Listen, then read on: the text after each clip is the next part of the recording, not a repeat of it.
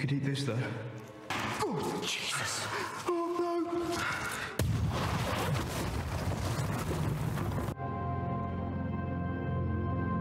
Pada 6 April 1917 di tengah kekacauan Perang Dunia I, dua prajurit muda Inggris yaitu Lance Corporal Blake dan Lance Corporal Schofield sedang menikmati waktu istirahatnya di belakang garis perang. Dengan duduk santai di bawah pohon, mereka mencoba melupakan sejenak suara tembakan dan ledakan yang masih terdengar dari kejauhan. Cuma di sini sayangnya waktu istirahat mereka tak bertahan lama, di mana seorang utusan datang dan memerintahkan mereka untuk segera menemui seorang jenderal, yaitu Jenderal Erin Moore. Erin Moore is inside, so tidy. Di tenda komando yang suasana sangat tegang, si jenderal segera menjelaskan misi penting di mana mereka harus menyampaikan pesan darurat kepada Kolonel Mackenzie, yaitu pemimpin Batalion Devonshire, agar membatalkan serangan yang sudah mereka rencanakan ke posisi Jerman. Sebelumnya mereka diberitahu kalau Jerman telah mundur, tetapi data intelijen terbaru menunjukkan kalau itu ternyata hanyalah jebakan.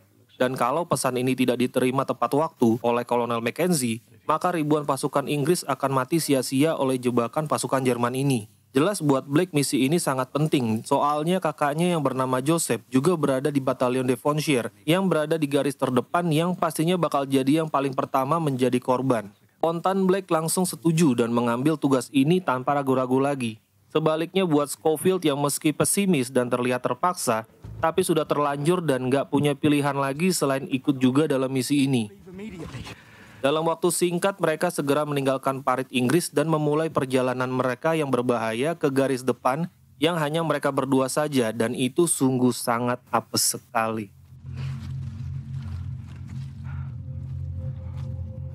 Blake dan Schofield pergi meninggalkan parit Inggris dan segera memasuki wilayah yang dikenal sebagai No Man's Land, yaitu zona kosong atau buffer zone antara pasukan Inggris dan Jerman. Tempat ini benar-benar sudah seperti neraka, di mana mereka dikelilingi oleh kawah besar akibat ledakan ditambah tanah yang berlumpur dan genangan air di mana-mana.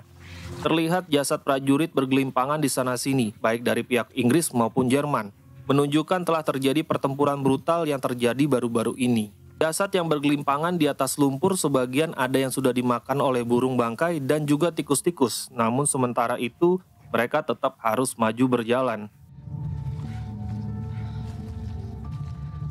Dengan terus melangkah perlahan dan udara yang dingin yang memperburuk suasana, Blake dengan waspada memantau area di sekitar mereka, sementara Schofield mengikutinya dari belakang.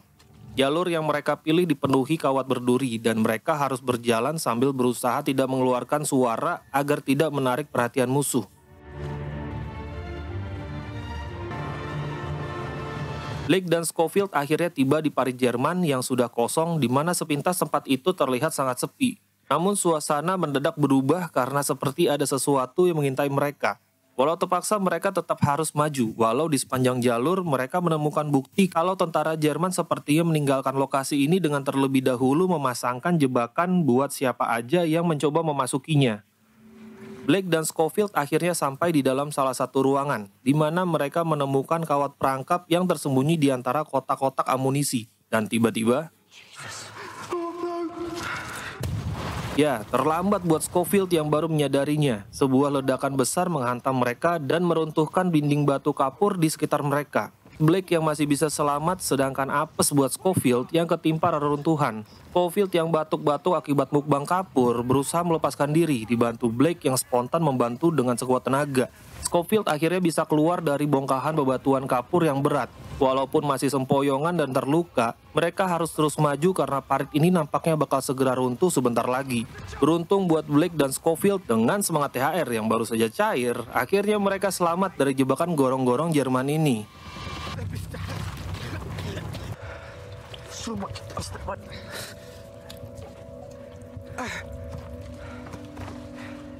Have some more. She sends him over this, like golden syrup. He was like a magnet bastard. That's a waste.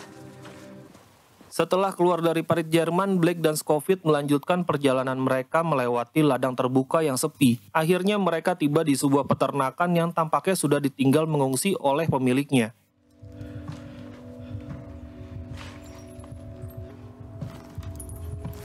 Di sini suasana langsung berubah menjadi terasa tenang seperti dunia yang berbeda dari medan perang. Padahal lokasi pertempuran tidak sampai 1 kilometer dari situ. Di sana mereka menemukan persediaan makanan berupa susu segar pada sebuah ember yang jelas kalau itu sengaja ditinggalkan begitu saja oleh pemiliknya yang sebelumnya pasti terpaksa kabur akibat perang semalam. Blake dengan bahagianya mengisi susu itu ke botol untuk cadangan minum mereka di perjalanan. Tapi tiba-tiba suasana yang tenang berubah mencekam di mana di langit terdengar suara pesawat tempur Jerman yang ditembak jatuh oleh pesawat Inggris. Terdapat seorang pilot Jerman yang terjebak dalam pesawat yang terbakar membuat Blake dan Scofield bergegas mendekat untuk menyelamatkan si pilot Jerman yang terjebak tersebut. Mereka berhasil menarik si pilot Jerman keluar dari kokpit, tetapi apa yang terjadi?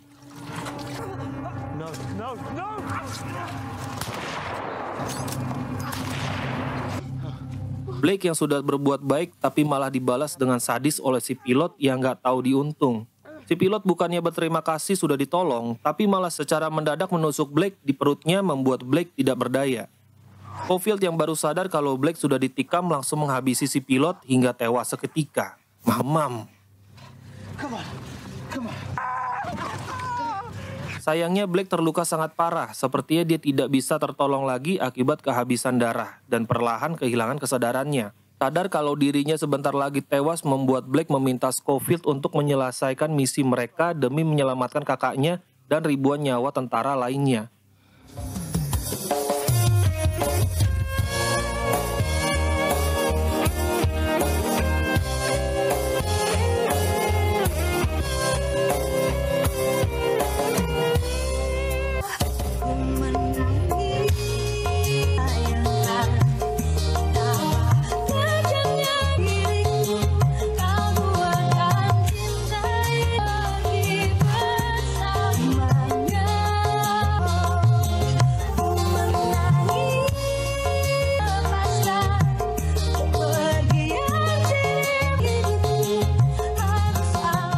Akhirnya Blake tewas, meninggalkan Scofield yang masih terguncang dan kebingungan tentang bagaimana cara menyelesaikan misi ini seorang diri.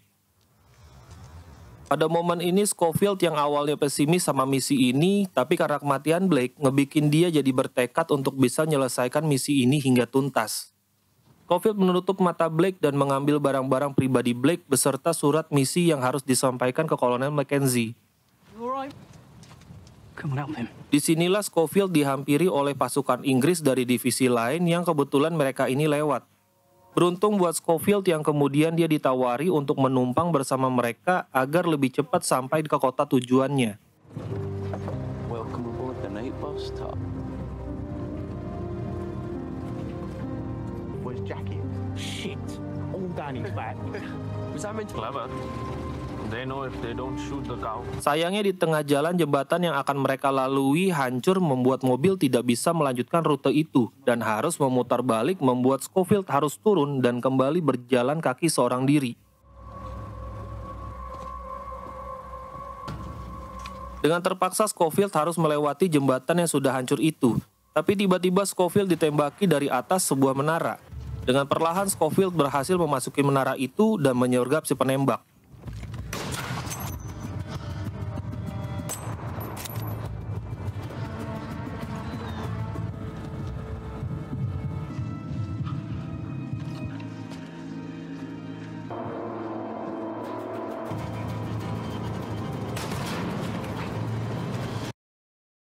Beruntung buat Scofield yang cuman pingsan akibat tembakan yang cuman mengenai helmnya. Cuma dia kehilangan banyak waktu karena pingsan sampai malam. Sadar kalau waktunya sudah mepet membuat Scofield segera melanjutkan perjalanannya.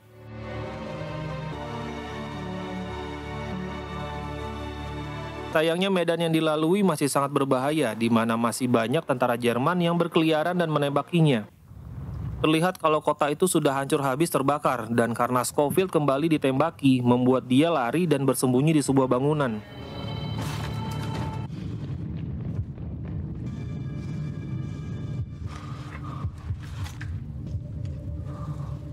Di sini Scofield bertemu dengan seorang perempuan yang bersembunyi dan memiliki seorang bayi. Disinilah Scofield tahu kalau kota itu adalah kota Echoes yang artinya dia sudah dekat dengan lokasi tujuannya. Jadi perempuan ini adalah warga lokal yang adalah orang Prancis, di mana saat itu Prancis sedang dikuasai oleh pasukan Nazi, dan Scofield yang adalah pasukan Inggris datang untuk membebaskan Prancis dari kekuatan pasukan Nazi ini. Itulah kenapa perempuan ini langsung menolong Scofield yang adalah sekutunya.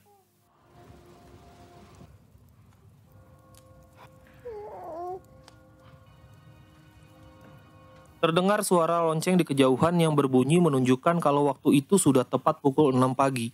Artinya Scofield sudah hampir terlambat. Menyadari itu, Scofield langsung melanjutkan perjalanannya. Suasana terasa penuh bahaya dengan bayang-bayang patroli Jerman yang bersenjata lengkap berkeliaran di sekitar. Scofield bergerak dengan hati-hati agar tidak dicurigai. Tetapi di tengah jalan dia hampir berpapasan dengan tentara Jerman yang lagi jackpot. Scofield memutuskan untuk bersembunyi, tetapi apesnya dia malah bertemu sama seorang prajurit Jerman. Spontan Scofield langsung membungkamnya, tetapi Scofield yang tadinya cuma mau numpang lewat, terpaksa harus ngabisin si Jerman karena dia teriak. Karena ketahuan akhirnya Scofield kabur, cuman karena situasinya makin bahaya, tanpa pikir panjang Scofield melompat ke dalam sungai yang mengalir ke ujung desa, menghanyutkannya menjauh dari kejaran musuh.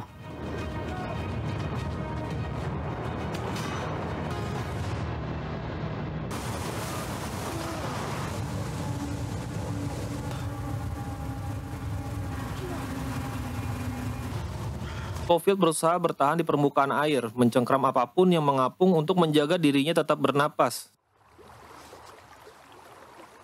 Sejenak Scofield merasa tenang dengan bunga sakura yang mengapung di air. Akhirnya dia terdampar di tepi ujung sungai. Dengan tubuhnya yang kedinginan dan lelah, Scofield berenang ke tepian melewati jasad-jasad tentara yang mengapung.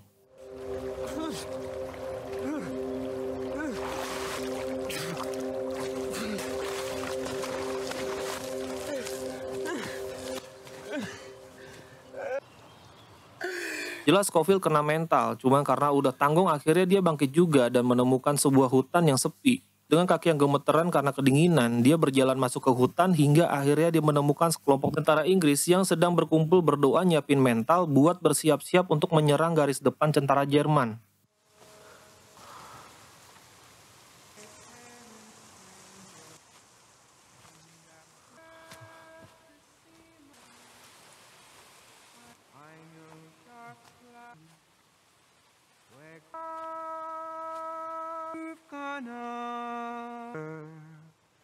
In I go,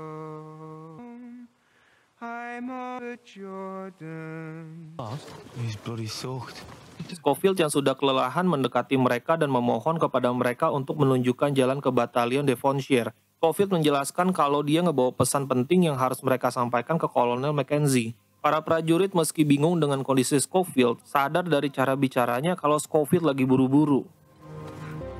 Ternyata pasukan gelombang penyerangan pertama sudah siap di garis depan. Di sini masalahnya Scofield harus nerobos barisan pasukan yang memenuhi parit Batalion Devonshire ini. Sementara waktu yang tersisa hampir habis, dan serangan akan dimulai dalam hitungan menit.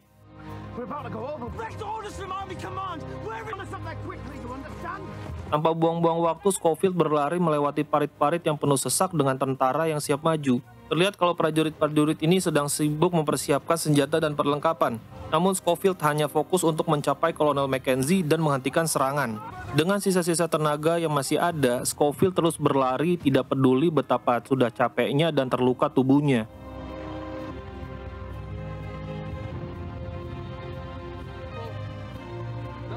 Dalam satu adegan yang sangat heroik, Scofield berlari melintasi medan terbuka yang dipenuhi dengan ledakan dari bom-bom Jerman yang jatuh menghantam tanah di sekitarnya. Tapi Scofield tidak berhenti.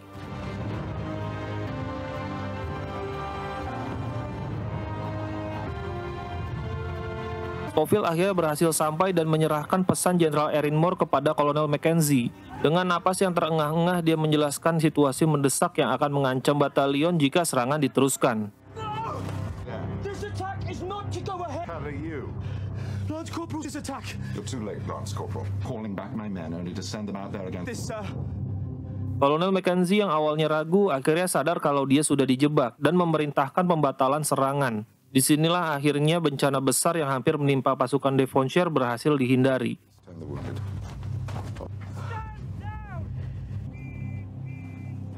There's only one way this war ends.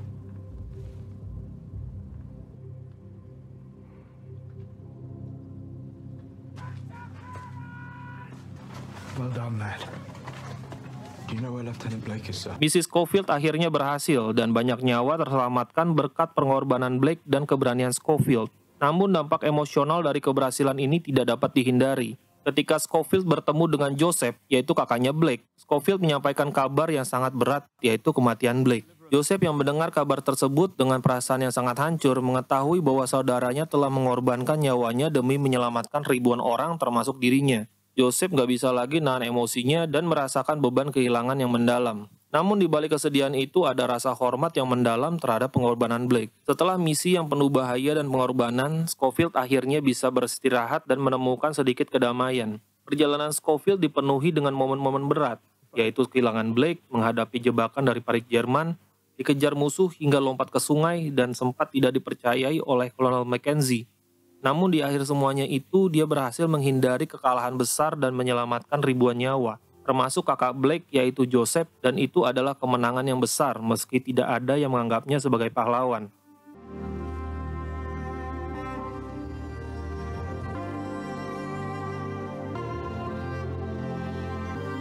Ia duduk sendirian di bawah pohon di tempat yang mirip seperti di awal film, tempat dia memulai misi berbahaya yang berlangsung hanya dalam satu malam saja. Pemandangan sekitar yang tenang, jauh dari kekacauan perang yang baru saja dia alami. Meski tubuhnya kelelahan dan pikirannya terasa kosong, namun akhirnya Scofield kembali menemukan rasa damai yang dia cari.